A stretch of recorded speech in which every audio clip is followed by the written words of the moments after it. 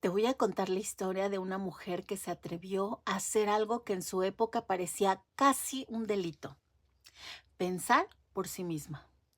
Una mujer que escribió sobre la mente, sobre la libertad y sobre lo difícil que es ser mujer en un mundo hecho por hombres. Hoy te voy a contar la historia de Virginia Woolf. Y si alguna vez te has sentido rara, incomprendida o fuera de lugar, quédate, porque esta historia también podría ser la tuya.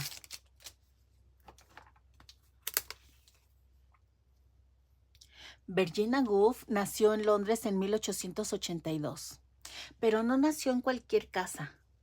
Su padre era Leslie Stephen, un famoso escritor y crítico literario. Su casa estaba llena de libros, de conversaciones intelectuales, de escritores que entraban y salían. Parecía el lugar perfecto para crecer. Pero había un problema. En esa época, los hombres podían estudiar en la universidad. Las mujeres, no. Así que mientras sus hermanos iban a Cambridge, Virginia tenía que quedarse en casa, leyendo, observando, pensando y quizás sin saberlo todavía, preparándose para cambiar la historia de la literatura.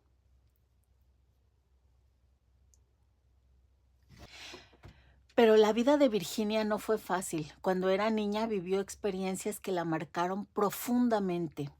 Algunos de sus hermanastros abusaron de ella, algo que en esa época nadie hablaba, algo que muchas mujeres sufrían en silencio. Ese dolor, esa sensación de estar atrapada, aparecería más tarde en sus libros, porque Virginia tenía una forma muy particular de escribir. No escribía solo lo que pasaba afuera, escribía lo que pasaba dentro de la mente. Los pensamientos, las emociones, las dudas, el caos interior.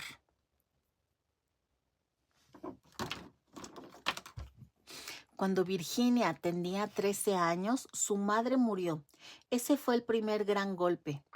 Después moriría también su hermana y más tarde su padre. Cada pérdida la hundía en profundas crisis emocionales.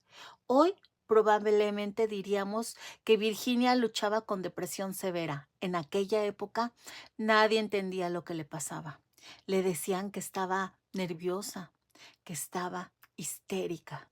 Palabras que se usaban para silenciar a las mujeres.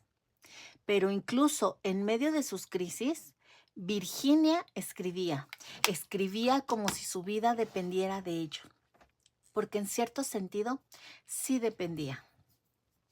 Cuando Virginia creció, se mudó con sus hermanos a un barrio llamado Bloomsbury. Ahí comenzó algo revolucionario. Un grupo de artistas, escritores y pensadores que hablaban de cosas que en esa época eran escandalosas. Hablaban de arte, libertad, sexualidad, política, igualdad. Era un grupo que no quería seguir las reglas del mundo victoriano. Y Virginia estaba justo en el centro de todo eso. Por primera vez en su vida, podía ser ella misma. En ese grupo conoció a Leonard Wood, un escritor intelectual, y el hombre que se convertiría en su esposo. Su relación no fue una historia romántica típica, fue más bien una alianza intelectual. Leonard entendía la mente de Virginia, sabía que era brillante, pero también sabía que era vulnerable. Y juntos hicieron algo que cambiaría la literatura para siempre. Fundaron su propia editorial, la Hogarth Press. Desde ahí publicaron libros que otras editoriales rechazaban. Y también los propios libros de Virginia.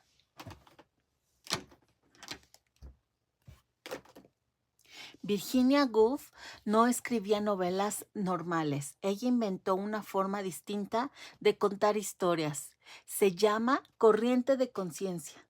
En lugar de narrar solo lo que pasa, muestra lo que los personajes piensan, sus dudas, sus recuerdos, sus pensamientos que saltan de una cosa a otra, como funciona la mente real.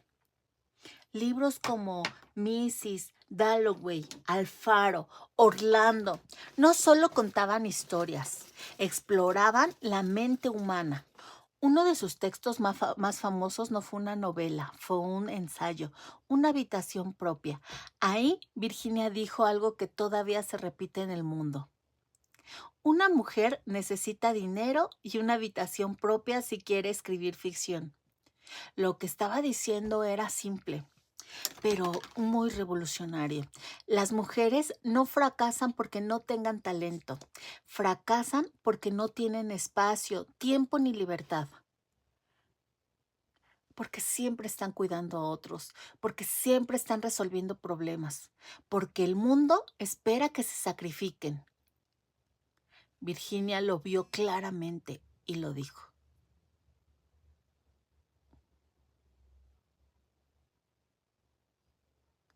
Pero mientras sus obras crecían, sus crisis también, la ansiedad, las crisis. Virginia sabía que su mente era poderosa, pero también sabía que podía romperse. Y entonces llegó la Segunda Guerra Mundial. Londres estaba siendo bombardeado. El miedo, la incertidumbre, el caos, todo eso empeoró su salud mental.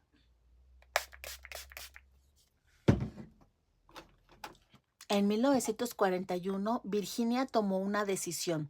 Escribió una carta a su esposo Leonard.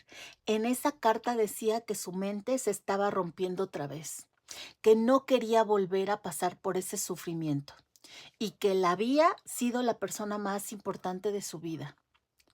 Luego salió de su casa, caminó hasta el río, puso piedras en los bolsillos de su abrigo y se dejó caer en el agua. Tenía 59 años. Virginia Woolf no fue una mujer fácil, no fue perfecta, no fue feliz todo el tiempo. Fue muy compleja, brillante, dolorosa, humana, pero hizo algo que muchas mujeres no pudieron hacer en su época. Dijo lo que pensaba, escribió sobre lo que nadie quería hablar y dejó una pregunta que todavía sigue viva. ¿Cuántas mujeres geniales nunca escribieron su libro? Porque nunca tuvieron una habitación propia. Si, si esta historia te hizo pensar, si alguna vez te has sentido rara, incomprendida o diferente, bienvenida. Tal vez no estás rota. Tal vez solo eres otra mujer que está aprendiendo a pensar por sí misma. Y esas, créeme, son las más peligrosas. Soy una bicha rara.